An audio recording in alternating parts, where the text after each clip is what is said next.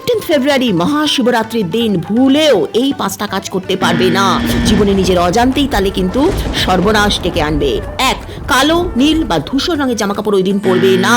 কালো রং হলো তমগুণের প্রতীক, মানে অজ্ঞানতা, জড়তা, নেগেটিভ এনার্জি। আর শিবরাত্রি হলো চেতনা জাগরণের রাত্রি। একদম সাদা রঙের পোশাকও বিবাহিত স্পেশালি সুহাগন মহিলারা কিন্তু পরতে পারবে না। তার বদলে সবুজ, হলুদ, লাল এইসব শুভ রঙের শাড়ি পরবে।